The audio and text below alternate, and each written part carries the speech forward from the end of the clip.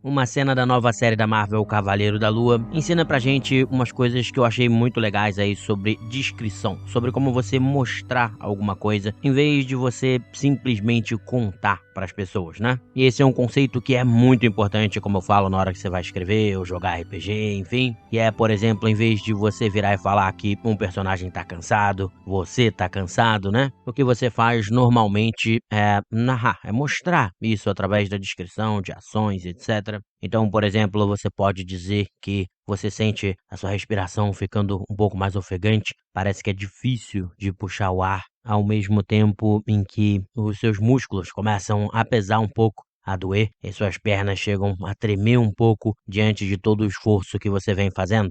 Então, se você fizer uma narração, por exemplo, mais ou menos nesse estilo, você está mostrando que aquele personagem está cansado, em vez de dizer que o personagem está cansado. Isso é algo que é muito importante, especialmente dentro da fantasia, que a gente precisa descrever mundos tão complexos, etc. Que às vezes a gente. É uma coisa que acontece muito, né? De você sair descrevendo exatamente como é o seu mundo, contando e contando e contando e contando. E aí, às vezes, as coisas ficam mais chatas. Então, se você puder mostrar isso através da exploração dos jogadores, dos personagens num RPG, ou então dos personagens num livro, e você puder, através deles, ir mostrando esse mundo, explicando e dando as informações através de coisas que acontecem de uma forma sutil, de uma maneira geral, a sua história vai ser muito interessante. E na minha opinião, o Cavaleiro da Lua fez isso brilhantemente. Numa cena em específico que eu vou falar aqui, mas como eu não quero dar spoiler, eu não vou falar sobre a série inteira, essa cena não vai fazer diferença. Mas eu diria que na série inteira eles tiveram que lidar com algo que é difícil de você lidar, que é a questão da saúde mental e tal. E eles conseguiram lidar com isso, na minha opinião, de uma forma muito boa, né? E mostrar ali algumas questões do personagem através de coisas que acontecem às vezes, mas eles tiveram bastante sucesso. E nessa cena em específico,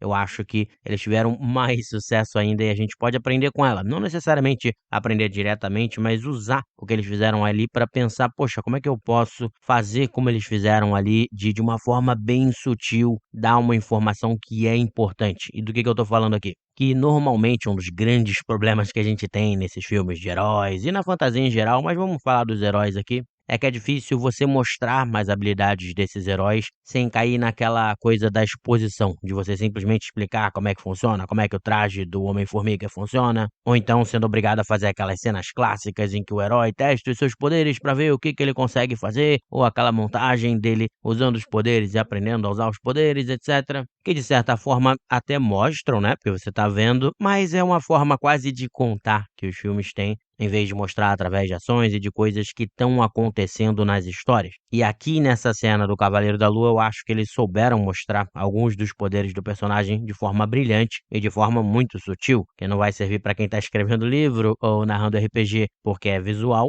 mas ocorre numa cena de ação. Então, descrevendo essas cenas, você também pode deixar aquelas pitadinhas ali de informação que as pessoas podem captar. E de qual cena que eu tô falando? Eu acho que é no segundo episódio, quando o Mr. Knight aparece, que é a outra versão, que em vez de ser o Cavaleiro da Lua, é o outro traje, que é quando o Steven tá usando. E isso apareceu aí nas promoções, nos posters da série e tudo mais. Mas então é uma cena em que a gente tá com ele, com o Mr. Knight, e ele tá lutando contra um monstro e tudo mais. E aí no meio dessa luta tem um para-choque de um carro que tá ali perto. E ele vai se segurar nesse para-choque que tá no chão.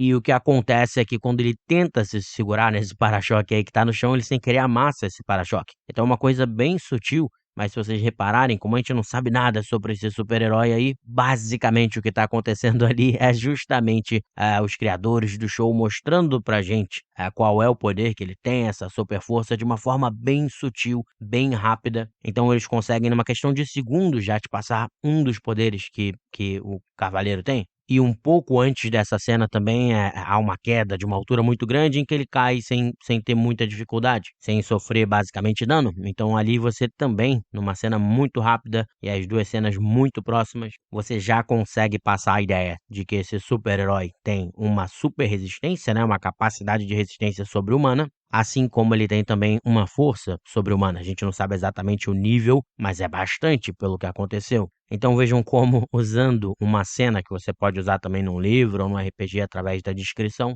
os criadores conseguiram explicar para a gente, de forma visual, fácil de entender, dois dos poderes principais do herói deles, sem muita dificuldade, com uma cena curta, alguns segundos só, em vez de ter que botar alguém falando e falando sobre os poderes do cavaleiro, ou então fazer aquelas cenas clássicas de que tá aprendendo, como é que eu faço, quais são os meus poderes, vou testar aqui e tudo mais. Então, em vez de usar uma cena que já é um pouco clichê, ou então usar de muita exposição, eles conseguiram, dentro da ação, dentro das cenas, de uma forma visual, explicar isso. E tem outras cenas que vão revelando os outros poderes sem eles serem ditos também. Mas aí eu não vou falar muito aqui para não ficar dando spoiler para quem não viu. Eu gostei bastante da série, mas essa reflexão que eu queria trazer hoje para vocês aqui, esse conceito do Mostra Não Conte, caso alguém não tenha escutado eu falar sobre isso, eu já falei várias vezes, até porque no RPG, por exemplo, se você recorrer muito a narrar os sentimentos para poder explicar o que acontece, você vai ser obrigado a ficar narrando os sentimentos que os personagens dos jogadores estão sentindo, por exemplo. E eu já tive longas discussões sobre isso. Não é uma coisa que é muito boa, apesar de eu até fazer de vez em quando. Não é bom porque você acaba tirando a liberdade do jogador ali de interpretar qual é o sentimento que ele tem. Então, se você fizer uma narração muito boa,